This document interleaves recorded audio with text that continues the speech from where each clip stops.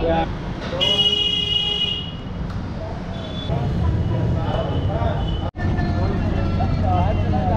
পুরাণ অনুসারে মনে করা হয় এই কাশী নগরী প্রতিষ্ঠা করেছিলেন স্বয়ং দেবাদিদেব মহাদেব। যেই নগরীর সূচনা ঘটেছিল মহাদেবের হাত ধরে, তার খ্যাতি শুধু ভারতবর্ষ জুড়ে নয়, সারা বিশ্ব জুড়ে। তাই আজও বিশ্বের বিভিন্ন প্রান্ত থেকে লোকজন এসে ভিড় জমান আধ্যাত্মিক এই শহরে। সেই প্রাচীনকাল থেকে এই কাশী শহর হল ভারতবর্ষের ধর্মীয় সংস্কৃতির এক অবিচ্ছেদ্য অংশ। নমস্কার, সকলকে স্বাগত জানাই আমাদের আরও একটি নতুন পর্বে। আমাদের আজকের পর্বে আপনাদের ঘুরিয়ে দেখাবো এই কাশী শহরের বেশ কিছু বিখ্যাত জায়গা।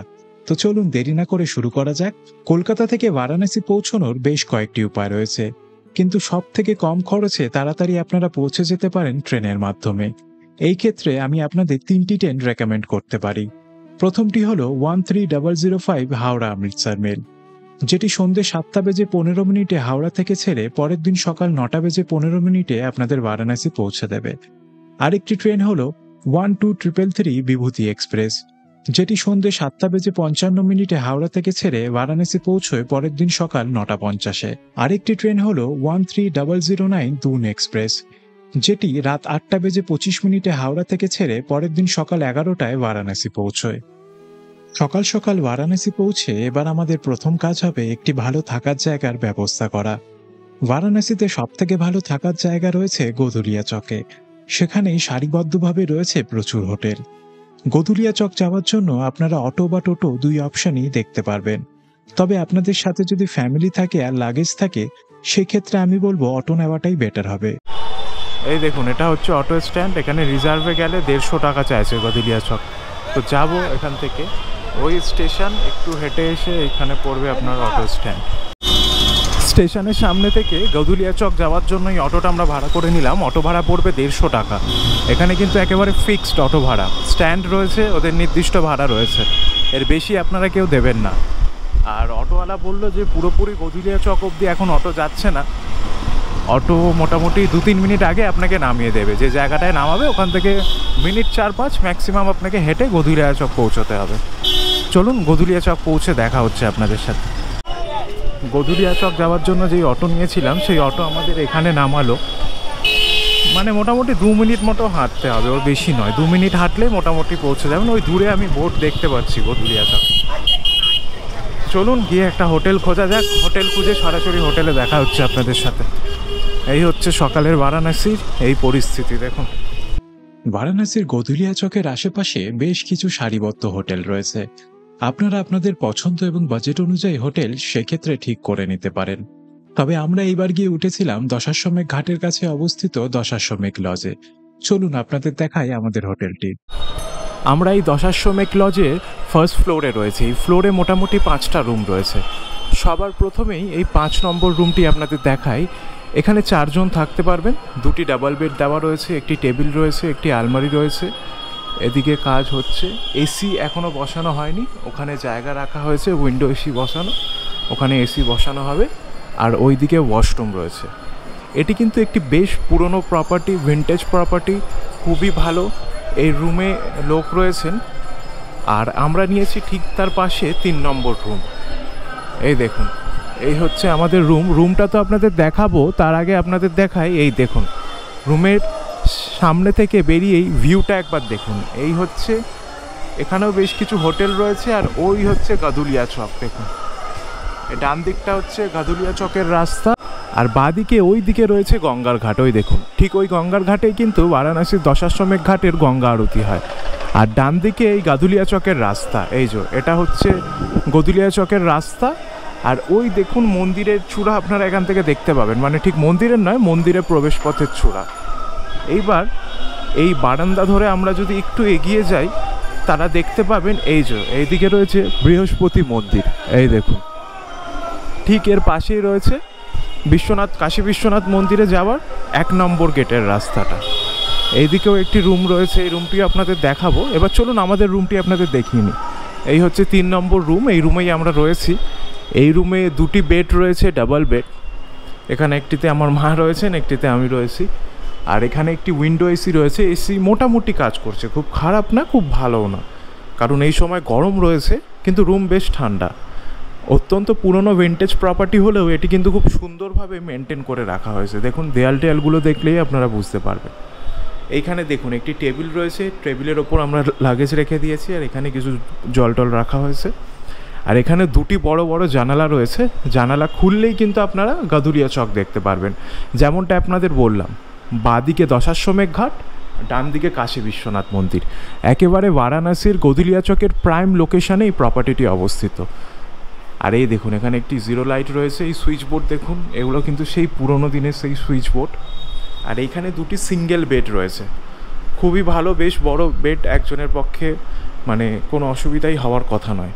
আর এইদিকে আরেকটি টেবিল রয়েছে, আর এইদিকে দুটো জামা কাপড় বা আপনাদের জিনিসপত্র রাখার জায়গা রয়েছে। আপনারা চাইলে জামা কাপড়ও রাখতে পারেন বা অন্য কোনো জিনিসও রাখতে পারেন। এই দেখুন এটা লক করে দিই।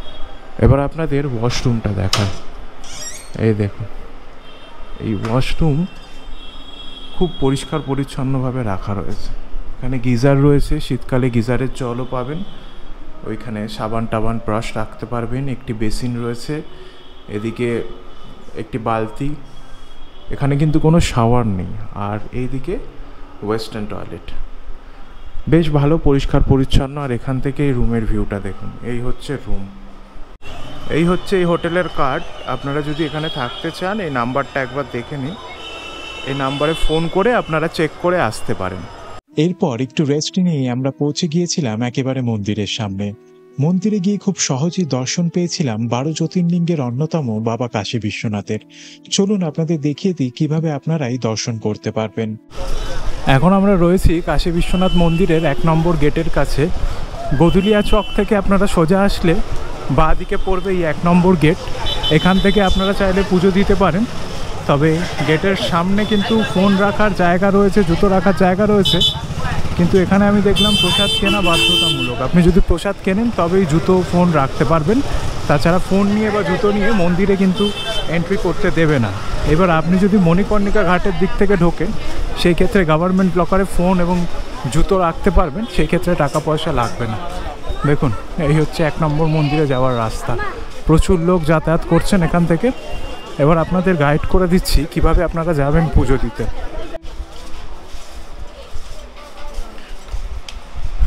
দেখুন এখানে আবার বাংলায় লেখা সাইনবোর্ডও দেখতে পাচ্ছি। প্রচুর দোকান রয়েছে, নানান রকম জিনিস বিক্রি হয়, ধুতি পাঞ্জাবি, পুজো সামগ্রী, সমস্ত জিনিস। এখানে আবার এসেন্স বিক্রি হচ্ছে। এখানে সব বাইক, সর্বত্র স্কুটি, বাইকে একটু একটু রাস্তায় দেখুন। এই রাস্তাটা ধরে আপনাদের একদম সোজা আসতে হবে, কোনো দিকে দেখবেন না, একদম সোজা সোজা এসে এখানে এরকম সাইনবোর্ড দেখতে পারবেন, অন্নপূর্ণা মন্দিরে যাওয়ার রাস্তা।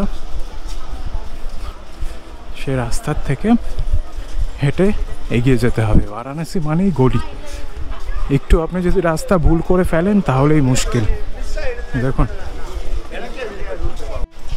এই দেখুন এরকম দোকান আছে, এখান থেকে আপনারা চাইলে পুজোর সামগ্রী কিনতে পারেন, কিন্তু অত্যন্ত কস্টলি। একটা মালা 50 টাকা, একটা ছোট ডালা 150 টাকা, এরকম দাম চাইছে। আপনারা এক কাজ করবেন, গদুলিয়া চকের বাইরেও প্রচুর ফুলমালা বিক্রি হয়, ওখান দিয়ে ফুলমালা নিয়ে নেবেন। একটা ঘটি কিনে গঙ্গার জল ভরে সেটা দিয়েও পুজো দিতে পারেন, সেই ক্ষেত্রে বাজে পয়সা খরচা হবে না। কারণ ওরা যে জিনিস দেয় একটাও মানে যা দাম নিচ্ছে সেই দাম অনুযায়ী জিনিস নয়।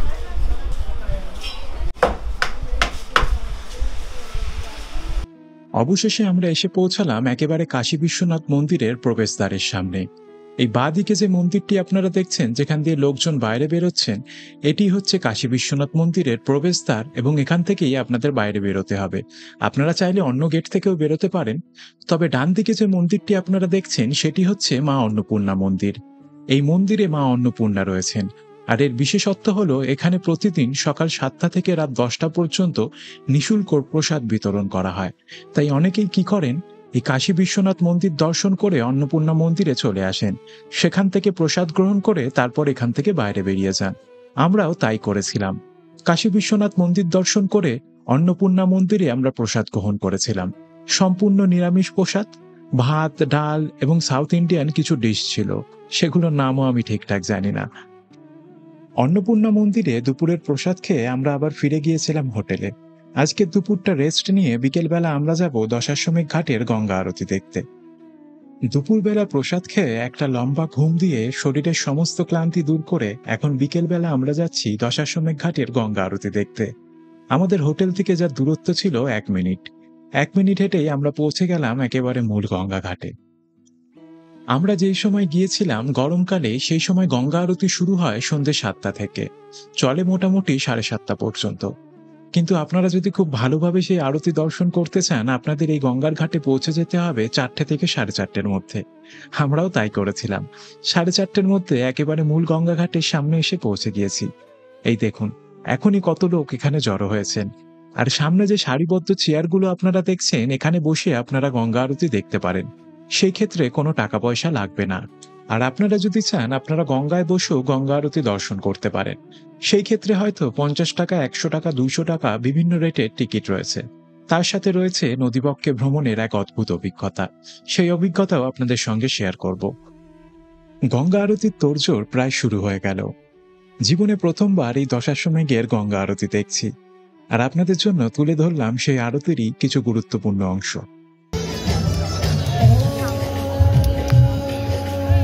स्वच्छ घाट एवं विश्व शांति और मानव कल्याण को संकल्पित और समर्पित गंगा शिवनिधि आप सभी श्रद्धालु भक्तजनों का हार्दिक स्वागत और अभिनंदन करती है। दूरंगमंजोदिघं ज्योतिरे कंदन्ने मनः शिव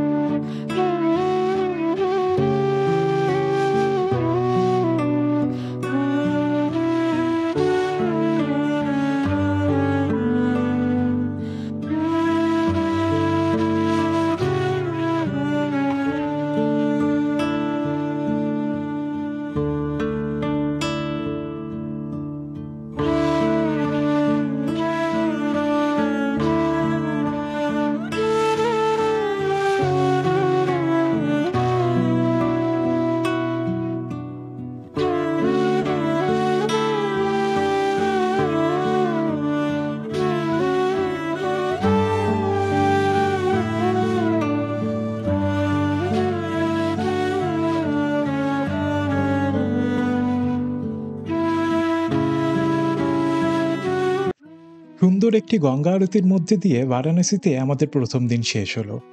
এক আধ্যাত্মিক অনুভূতি মনের মধ্যে নিয়ে পৌঁছলাম গিয়ে হোটেলে। সত্যি এ অনুভূতি কখনো ভোলার নয়। কাশীনগরীতে আমরা আমাদের দ্বিতীয় দিনটি শুরু করেছিলাম কাশী বিশ্বনাথ মন্দির দর্শনের মধ্যে দিয়েই। তবে আজ আমরা গিয়েছিলাম অন্য গেট দিয়ে। হ্যাঁ, এখন যে গেটটি আপনারা দেখছেন, এটি হচ্ছে কাশী বিশ্বনাথ মন্দিরে নবনির্মিত করিডর। অত্যন্ত আধুনিক ব্যবস্থাযুক্ত এই করিডর নির্মাণ করা হয়েছে যাত্রীদের সুবিধার জন্য। এখানে অত্যন্ত আধুনিক সুযোগ সুবিধা রয়েছে। তাই আপনারা যারা মন্দির দর্শনে যাবেন, আপনারা যদি পারেন তো এই গেট দিয়ে যাওয়ার চেষ্টা করবেন। এখানে যাত্রীদের বসার জন্য সুনির্দিষ্ট ব্যবস্থা রয়েছে। রয়েছে শেড, তার সাথে রয়েছে ফ্যান। তাই অনেকক্ষণ লাইনে দাঁড়াতেও আপনাদের সেরকম কোনো কষ্ট হবে না। এখানে শুধু মহাদেবের মন্দিরই নয়, মহাদেবের সঙ্গে সঙ্গে এখানে বিরাজ করছেন আদি শঙ্করাচার্য। তার সাথে রয়েছে ভারত মাতার মূর্তিও।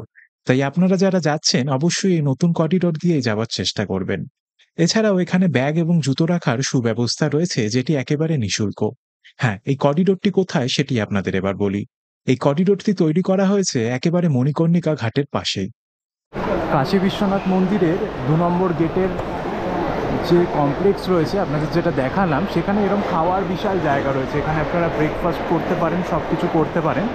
এখান থেকে আমরা নিয়ে নিলাম একটা মশলা ধোসা আর একটা বড়া পাও।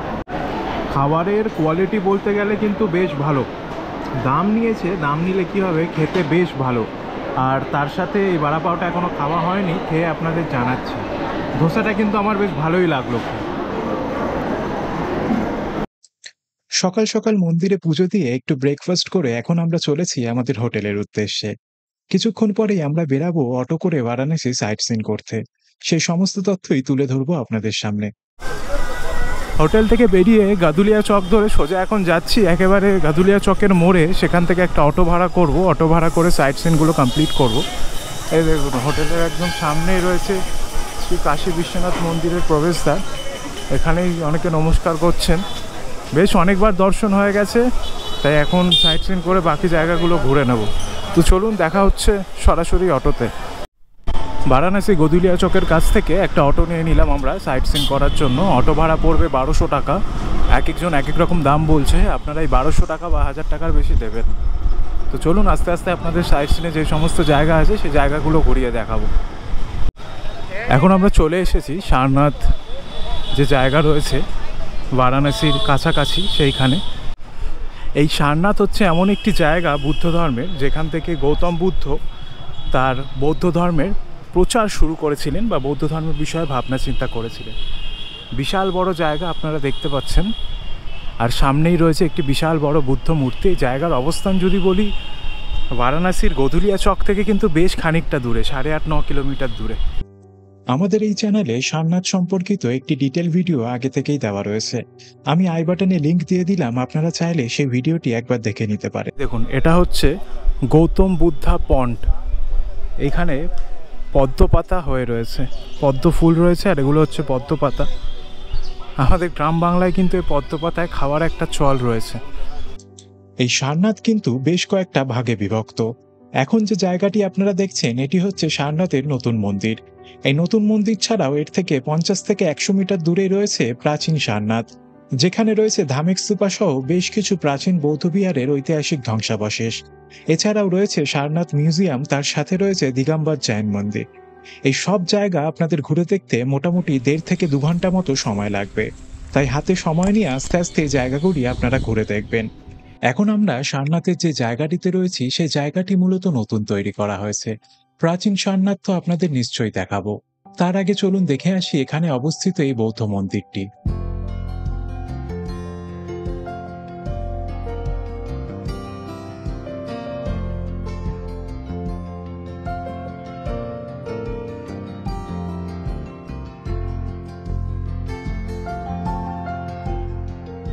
এখন আমরা এসে পৌঁছেছি প্রাচীন সারনাথে, যেখানে রয়েছে ধামেক স্তূপা।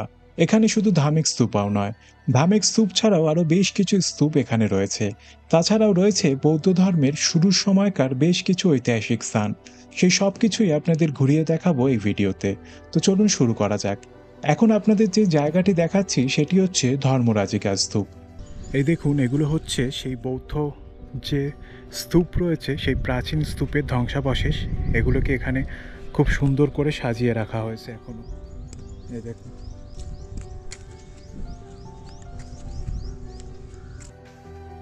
এই প্রাচীন সারনাথে প্রবেশ করলে যে জিনিসটি সর্বপ্রথম আমাদের চোখে পড়বে সেটি হলো ধামেক স্তূপ। আমরা এখন রয়েছি একেবারে এই স্তূপের সামনের দিকে। এই স্তূপটির উচ্চতা 112 ফুট এবং এর ব্যাস 93 ফুট। এই স্তূপটি তৈরি করেছিলেন সম্রাট অশোক, যা তিনি করেছিলেন প্রায় 7ম শতাব্দীতে। নিচের পিঠশিলা থেকে 37 ফুট পর্যন্ত এই স্তূপের নির্মাণ হয় পাথরের এবং বাকি অংশ ইটের তৈরি।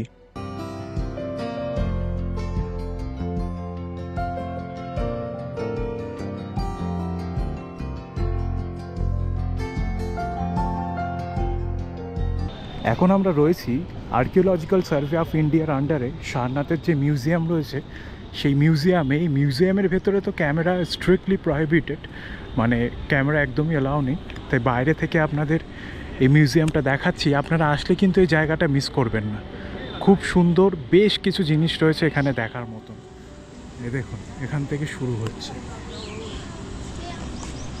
মিউজিয়ামে অফিসিয়ালি ফটো তোলা অ্যালাউ না থাকলেও আমি যেই সময় গিয়েছিলাম সেই সময় কিন্তু মিউজিয়াম বেশ ফাঁকা ছিল, তাই ফটো তুলতে দিচ্ছিল এবং ভিডিও তুলতে দিচ্ছিল। সেরকম কোনো আপত্তি কেউ জানায়নি।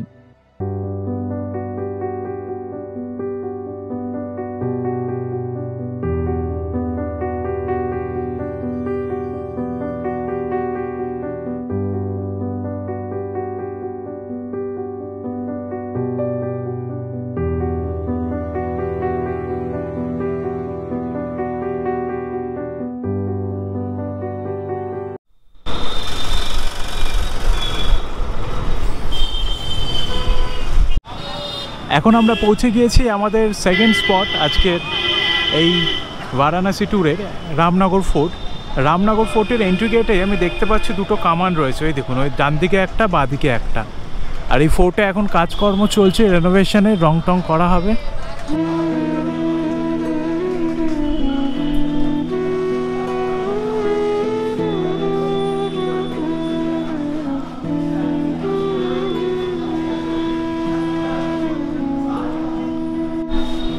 এই এখন আমরা প্রবেশ করলাম রামনগর ফোর্টে। এইখানেই রয়েছে টিকিট কাউন্টার, ঢুকেই বাঁ দিকে বিশাল বড় দুর্গ, প্রাচীনকালের দুর্গ। মেনটেনেন্সের অবস্থা খুব একটা ভালো নয়, রং টং একেবারে চটে গিয়েছে। আর এই দেখুন না, ওইদিকে কাজ করছে। চলুন সমস্ত কিছুই আপনাদের দেখাবো। এই রামনগর ফোর্টের ভেতরে কিন্তু, মানে ভেতরে যে মিউজিয়াম রয়েছে সেখানে ফটোগ্রাফি অ্যালাউ নয়, তাই বাইরে থেকেই আপনাদের ঘুরিয়ে দেখাতে হবে যতটা পারবো। ভেতরে কি কি রয়েছে আমি ভেতরটা ঘুরে এসে আপনাদের বলে দিচ্ছি, আপনারা যখন ঘুরতে আসবেন তখন সচক্ষে দেখে নেবেন। অধিকাংশ মিউজিয়ামেই ক্যামেরা অ্যালাউ থাকে না, শুধু এই রামনগর ফোর্ট বলে নয়। এই রামনগর দুর্গটি মূলত বেলে পাথর দিয়ে তৈরি করা হয়েছিল। ইতিহাস ঘাটলে আমরা জানতে পারি এই দুর্গটি তৈরি করেছিলেন কাশীর রাজা বলবন্ত সিং, সম্ভবত 1750 সালে। বর্তমানে তারই বংশধর হলেন অনন্ত নারায়ণ সিং, যিনি কিন্তু এই দুর্গের মধ্যেই থাকেন, যাকে আবার বারাণসীর মহারাজও বলা হয়।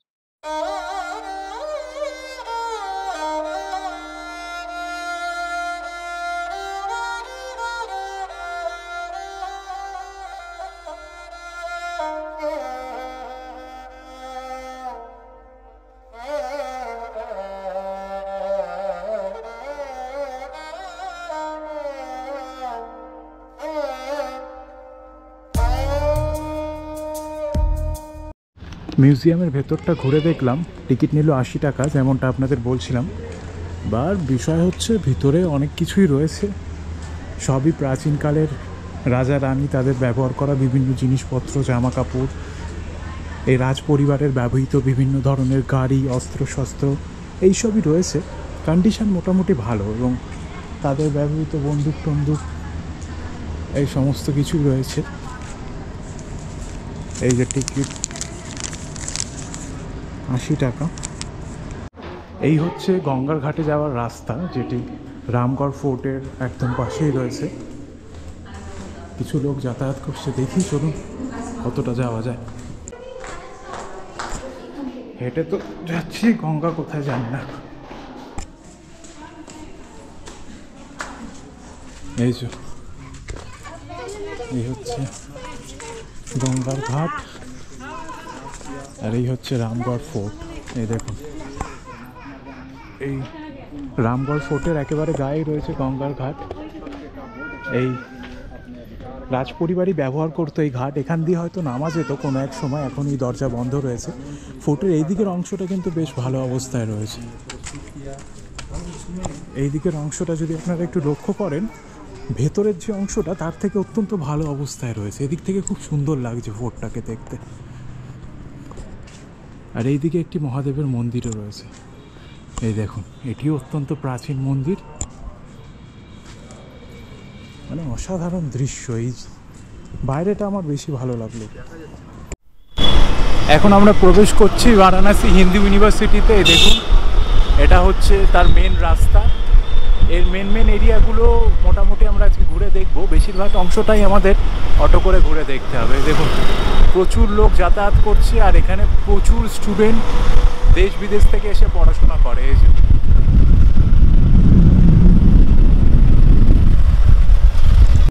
1911 সালে এই বেনারস হিন্দু ইউনিভার্সিটি প্রতিষ্ঠা করেছিলেন পণ্ডিত মদনমোহন মালব্য। তৎকালীন ভারতবর্ষের যে শিক্ষা ব্যবস্থা ছিল তা শুধুমাত্র প্রচলিত ছিল অভিজাত শ্রেণীর লোকেদের জন্য। শিক্ষা ব্যবস্থায় সাধারণ মানুষের অংশগ্রহণের অধিকারকে সুনিশ্চিত করার উদ্দেশ্যেই পণ্ডিত মদনমোহন মালব্য এই বারাণসী হিন্দু ইউনিভার্সিটির প্রতিষ্ঠা করেছিলেন। শুধুমাত্র তিনি নয়, তার সাথে যোগ দিয়েছিলেন তৎকালীন ভারতবর্ষের বেশ কিছু জ্ঞানীগুণী ব্যক্তি। তার মধ্যে উল্লেখযোগ্য কিছু রাজাও ছিলেন, কিছু ব্যবসায়ী যেমন ছিলেন তেমন বহু সাধারণ মানুষও ছিলেন। বারাণসী হিন্দু ইউনিভার্সিটির যে গেট রয়েছে সেই গেট থেকে মোটামুটি অনেকটা এরিয়া ঘুরিয়েই অটো আমাদের এইখানে নামিয়ে দিল। একেবারে বিড়লা মন্দিরের সামনে এই হিন্দু ইউনিভার্সিটির একেবারে ক্যাম্পাসের মধ্যে এই মন্দিরটি রয়েছে। এখন ভিড় দেখুন, প্রচুর ভিড়, বেশিরভাগটাই দর্শনার্থী রয়েছেন। পণ্ডিত মদনমোহন মালব্যর ইচ্ছে অনুসারেই বারাণসী হিন্দু ইউনিভার্সিটির ক্যাম্পাসের ভেতরে 1966 সালে বিড়লা গোষ্ঠী এই মন্দিরের কাজ সম্পূর্ণ করেন।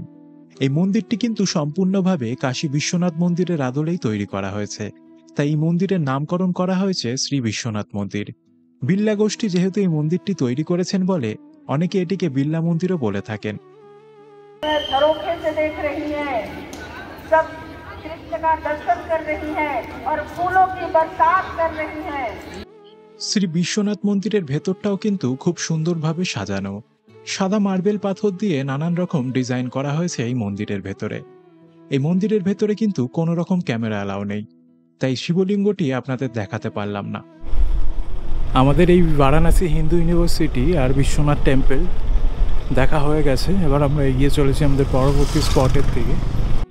আমরা চলে এসেছি আমাদের পরবর্তী স্পট সংকটমোচন মন্দিরে। এই সেই মন্দিরে যাওয়ার রাস্তা। এই দেখুন, এখানে সব ফুলমালা বিক্রি করছেন, আর এখানে ভালো রাস্তাটা বেশ শেড দেওয়া আছে, রোদে বৃষ্টিতে কোনো কষ্ট হবে না।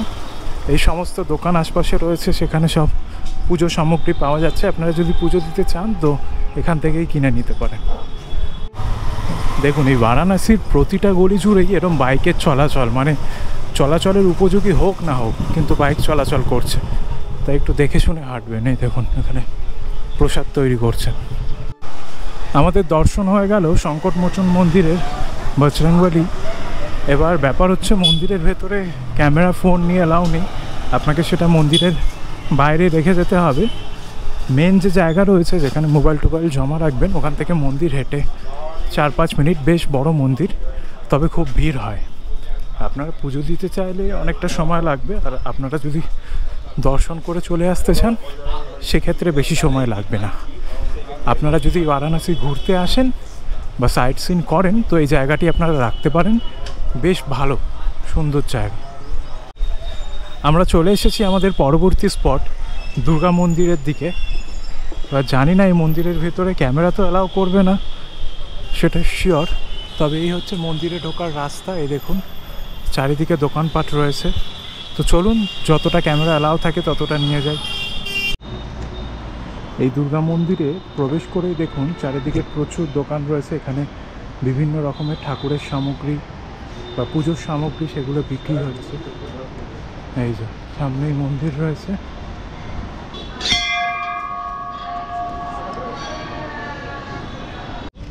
এই দুর্গা মন্দিরের পাশেই রয়েছে দুর্গা কুণ্ড, সেটিও আপনাদের একবার দেখিয়ে দিই। এইটি যদিও বন্ধ রয়েছে এখন, দেখি গেটটা তো বন্ধই রয়েছে মনে হয়, হ্যাঁ ভেতর থেকে বন্ধ রয়েছে।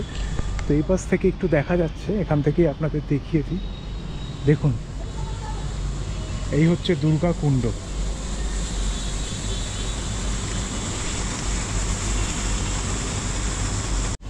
এই হচ্ছে মন্দিরের মূল চূড়া। এই মন্দির থেকে বাইরে বেরিয়েই এই হচ্ছে দুর্গা কুণ্ডর পিছনের দিকটা। ওই দিক থেকে গেলে আপনারা সামনের দিক থেকে এই কুণ্ডে প্রবেশ করতে পারবেন, তবে এই কুণ্ড বর্তমানে বন্ধ রয়েছে। এই মন্দিরের ভেতরে ফোন ক্যামেরা কিচ্ছু অ্যালাউ নেই, তাই আমাকে ফোন ক্যামেরা এখানেই রেখে যেতে হবে। এই দেখুন, এটা হচ্ছে মূল মন্দির। আপনাদের দর্শন করে এসে ভেতরের অভিজ্ঞতা শেয়ার করছি। মা দুর্গা মন্দিরে প্রবেশ করে একটা জিনিস খুবই ভালো লাগলো, জানেন তো, আমাদের বাংলার বাইরেও সুদূর বারাণসীতে এত সুন্দরভাবে মা দুর্গার একটি মন্দির তৈরি করা হয়েছে, তা এক কথায় অভূতপূর্ণ। কিন্তু আমাদের দুর্ভাগ্য কোথায় জানেন, আমাদের এই বাংলায় যেখানে সব থেকে বড়ভাবে দুর্গাপুজো করা হয়, সেখানেই মা দুর্গার মন্দির খুঁজে পাওয়া আজও সত্যি দুষ্কর।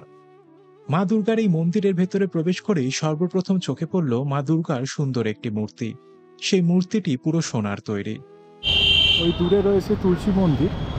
এখন আমরা আরেকটা মন্দির দেখতে এসেছি, এটা হচ্ছে শ্রী প্রাচীন বাল হনুমান মন্দির। এই হচ্ছে মন্দির। তো চলুন এটা ঘুরে নিই। তুলসী মন্দির এখনো খোলেনি, 4টে খুলবে আর মোটামুটি 5 মিনিট বাকি। পুরো বারাণসী শহর জুড়ে ছড়িয়ে আছে ছোট বড় নানান ধরনের নানান দেবদেবীর মন্দির। সত্যি আপনি যে কোনো মন্দিরে যান, আপনার মনে হবে এটাই হয়তো সব থেকে সুন্দর। এই বাল হনুমান মন্দিরের হনুমান মূর্তিটি ছিল খুবই সুন্দর। এখানে বজরংবলীর ছোটবেলার মূর্তিকে আরাধনা করা হয়। এখন আমরা এসে পৌঁছলাম শ্রী তুলসী মানস মন্দিরে।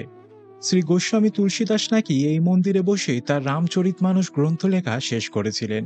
শুধুমাত্র তাই নয়, মনে করা হয় এখানে বসেই নাকি তুলসীদাস রামায়ণ মহাকাব্যকে হিন্দি ভাষায় ট্রান্সলেট করেছিলেন। এই মন্দির বা এই জায়গা শুধুমাত্র ধর্মীয় জায়গা নয়, এটি ইতিহাসের জায়গা। ইতিহাস আর ধর্ম মিলে একাকার হয়ে গেছে এই জায়গায়। তো চলুন আপনাদের ঘুরিয়ে দেখাই এই তুলসী মানস মন্দিরটি।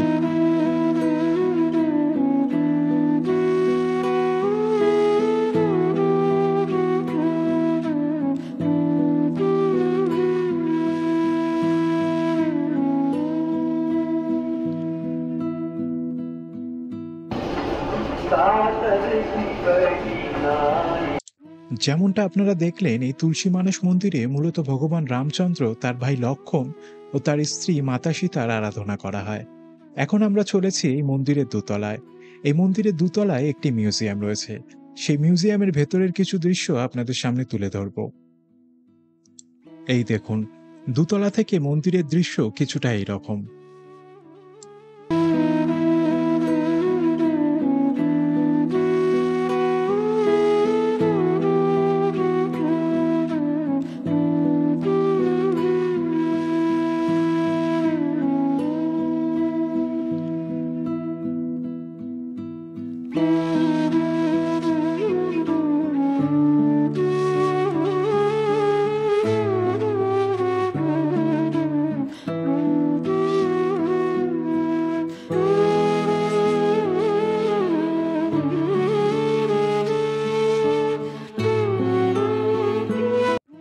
বারাণসী সাইট সিন কমপ্লিট করে এখন আমরা চলে এসেছি দশাশ্বমেধ ঘাটে।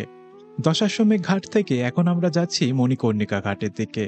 উদ্দেশ্য দুটো, এক সন্ধেবেলা নৌকো ভ্রমণ করা আর তার সাথে নৌকো থেকে গঙ্গা আরতি দেখা। এই দেখুন, এইখানে যে বোটগুলো রয়েছে এগুলো মূলত গঙ্গা আরতি দেখার জন্যই এইখানে রাখা হয়েছে। এগুলো কি করে আপনাকে একটা সাইট সিন করিয়ে দেবে, মানে এই বোটে করে মণিকর্ণিকা ঘাট থেকে আশি ঘাট অবধি ঘুরিয়ে দেবে। ঘুরিয়ে আপনার বোটটা এখানে পার্কিং হয়ে যাবে, এখানে বসে আপনারা গঙ্গা আরতি দেখতে পারবেন। এই দেখুন,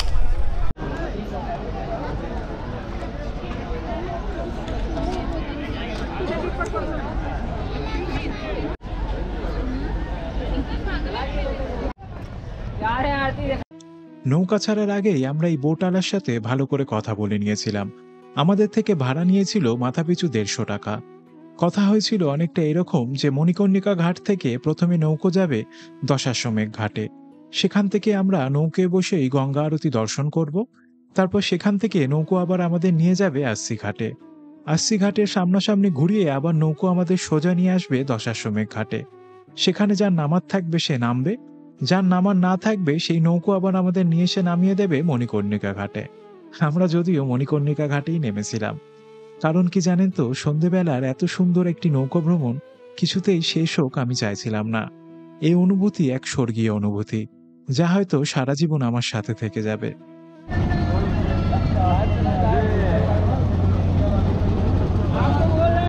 আপনারা যারা মনে করছেন যে নৌকে বসে আপনারা গঙ্গা আরতি দেখবেন, এই ক্ষেত্রে আমি আপনাদের বলবো আপনারা কিন্তু এখানেও 4:30 থেকে 5টার মধ্যে একেবারে দশাশ্বমেধ ঘাটে চলে আসবেন। এসে চেষ্টা করবেন সামনের যে ডাবল ডেকার নৌকাগুলো আছে সেখানে একটা সিট নিয়ে বসে যাওয়ার। সেখান থেকেই একমাত্র ভালো করে আপনারা আরতি দেখতে পারবেন।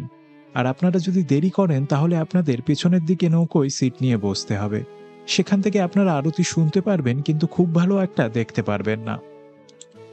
সুন্দর একটি নৌকা ভ্রমণ আর সুন্দর গঙ্গা আরতির মধ্যে দিয়ে আমাদের আজকের বারাণসীর দ্বিতীয় দিনের যাত্রা শেষ হলো। এখন আমরা হোটেলে ফিরে যাব, আবার কালকে সকালের অপেক্ষা।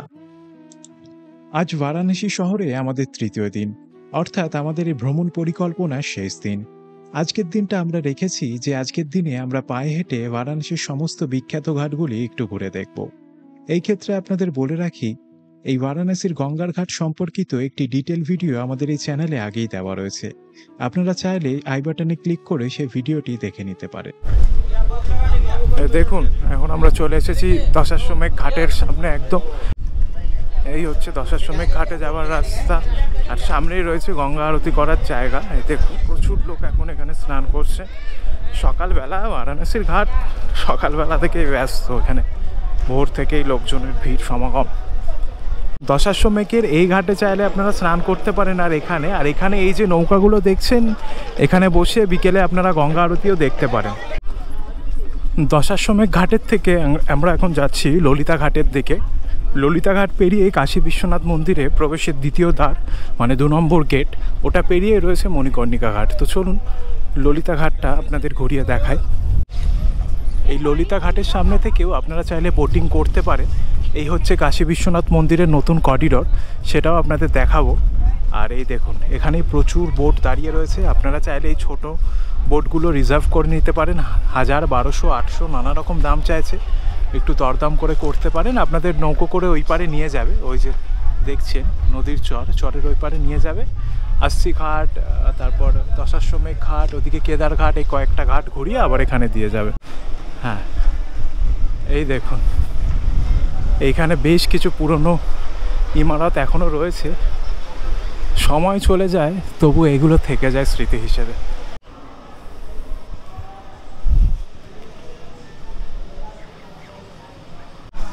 এই যে এটা হচ্ছে কাশী বিশ্বনাথ মন্দিরের থেকে বাইরে আসার 2 নম্বর গেট। 2 নম্বর গেট থেকে বেরিয়ে আমরা এই রাস্তাটা ধরে যদি সোজা যাই তাহলে মণিকর্ণিকা ঘাট পড়বে। এবার ওইখানে বোর্ড দেওয়া আছে, সাইনবোর্ড দেওয়া আছে, সেটা দেখে আপনারা আসতে পারেন। এখন দেখুন সরু রাস্তা, দুধারে বাইক রাখা, এর মধ্যে থেকে যাতায়াত করতে হবে। এইদিকে বেশ কিছু দোকান আছে, কাঠের দোকান। মৃতদেহ দাহ করতে যেসব কাঠ লাগে ওই সব কাঠ। এই যে এখানে প্রচুর দোকান আছে এরকম, এই যে সব গাছের কাঠ ওজন দরে বিক্রি হয়।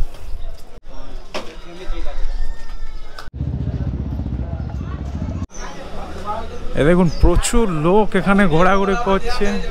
হ্যাঁ, এখান দিয়ে হাঁটা মুশকিল হয়ে গেছে, মানে চারিদিকে এত কাঠ বিক্রি হচ্ছে, ওইদিকে বাইক আর এইদিকে লোকজন হাঁটছেন। আর এই হচ্ছে মণিকর্ণিকা ঘাটের একটা মন্দির। ম্যাক্সিমাম লোকই যা বুঝতে পারছি এখানে সাউথ ইন্ডিয়ান থেকে এসছে, প্রচুর লোক আছেন ওদের ওখান থেকে। এই দেখুন, বাপরে বাপ, হঠাৎ গরু চলে আসছে। আপনাদের মেন শ্মশানটাও দেখাবো, ওখানে একটু পরে যাচ্ছি। আগে এই ঘাটটা আপনাদের একটু ঘুরিয়ে দেখাই। এইখানেও দেখুন, এই যে এর ওপরেও কাঠ বিক্রি হচ্ছে।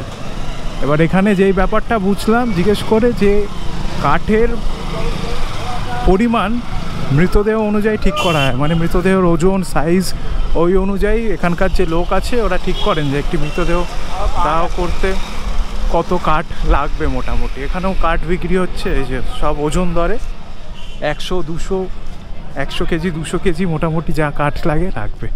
এখান দিয়ে আবার একটি রাস্তা রয়েছে, এই যে এইখানে এই রাস্তাতে যদি নামি আমরা, নেমেই দেখুন এই হচ্ছে মণিকর্ণিকা ঘাট।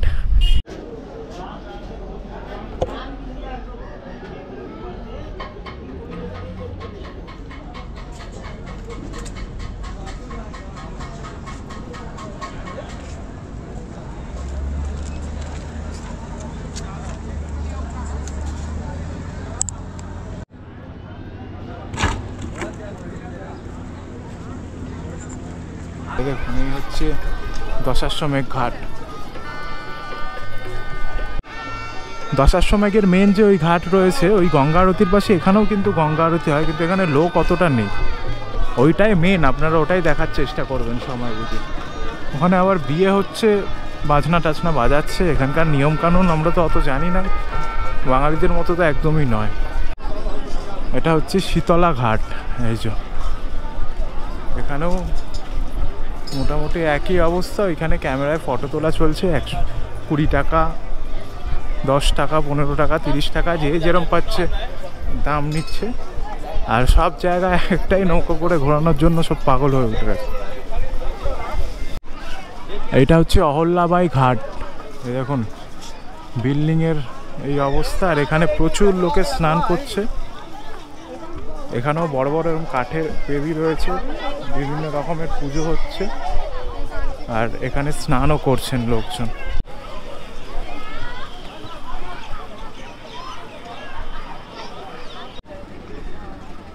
অহল্যাবাই ঘাট থেকে হাঁটতে হাঁটতে এসে পৌঁছলাম মুন্সি ঘাট। মানে 2-1 পা পেরোলেই মুন্সিঘাট পড়ে গিয়েছে। এই দেখুন মুন্সিঘাটের এখানেও প্রচুর ছোট ছোট নৌকো, আর ওইদিকে বড় নৌকো চলছে যেগুলো গ্রুপ ট্যুর করাচ্ছে। আর এদিকে আবার আর্টিস্ট রয়েছে, পেন্টিং করছে। এই হচ্ছে দারবাঙ্গা ঘাট, এখানে আবার মন্দিরও রয়েছে।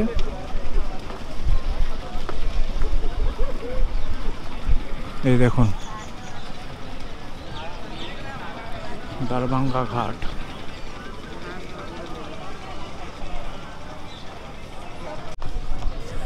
দারবাঙ্গা ঘাটের পর এখন হচ্ছে রানামহল ঘাট। রানামহল ঘাট এই দেখুন, এখানেও প্রচুর বিল্ডিং রয়েছে। এখন আমরা চলে এসেছি কেদারঘাটে। এটা হচ্ছে কেদারঘাট। এই হচ্ছে কেদারঘাটের পরিস্থিতি বর্তমানে। ওপরে মন্দির রয়েছে, সাউথ ইন্ডিয়ান ভাষায় লেখা, ওই ভাষায় আমি বুঝতেও পারছি না কি মন্দির। এইখানে একটি আবার কুণ্ড রয়েছে, কিন্তু এতে কোনো রকম জল নেই, এতে আবার শিবলিঙ্গও রয়েছে। এই হচ্ছে কেদারঘাট। কেদারঘাটে এখন সন্ধেবেলা মনে হয় গঙ্গা আরতি কিছু এরকমটা হবে, তাই ভিড় দেখুন, প্রচুর ভিড়। নিচে বোটিংও হচ্ছে, সেখানেও ভিড়। বোটিংয়েরও লাইন রয়েছে, আর গঙ্গা আরতি হবে তারও একটা লাইন রয়েছে বা ভিড় রয়েছে। এবার ব্যাপার হচ্ছে এই কেদারঘাট কিন্তু খুবই গুরুত্বপূর্ণ একটি ঘাট, দশাশ্বমেধ ঘাটের মতনই। এখানেও লোকজন প্রচুর রয়েছে। এই কেদারঘাটের সামনে গঙ্গার জল কিন্তু অনেকটা পেছনে। এই দেখুন সামনের কতটা জায়গা খালি রয়েছে। ঘাট মূলত এইটা, এই দিকটা, এখানে জল নেই, তাই জল এখন প্রচুর নিচে নেমে গিয়েছে। এখানে প্রচুর শিবলিঙ্গ রয়েছে। আর এই হচ্ছে কেদারঘাটের ওপরে দুটি মন্দির রয়েছে বড় বড়, আপনারা চাইলে এগুলি ঘুরে দেখতে পারেন। লোকজনের ভিড় প্রচুর, যেমনটা আপনারা দেখছেন। এইটা হচ্ছে হরিশ্চন্দ্র ঘাট। মণিকর্ণিকা ঘাটের পর এই হরিশ্চন্দ্র ঘাটেও কিন্তু মৃতদেহ দাহ করা হয়। এই দুটো ঘাটেই মূলত আমি দেখতে পেলাম এখনও অবধি। আর কোনো ঘাটে মৃতদেহ দাহ করানো হয় বলে আমার জানা নেই। আপনারা যদি জানেন তো কমেন্ট করে জানাবেন। এখানে মৃতদেহ দাহ করা হচ্ছে। ইউটিউবের রেস্ট্রিকশনস রয়েছে, তাই এইসব ভিডিও আপনাদের বেশি দিতে পারছি না। আপনাদের বলে দিলাম, মানে ইনফরমেশনটা দিয়ে দিলাম। আর এই বারাণসীর যে শ্মশান ঘাটগুলি রয়েছে, এগুলো কিন্তু কখনো ফাঁকা যায় না, শব্দ একটার পর একটা আসতেই থাকে। দেখুন ভিড়টা দেখুন একবার।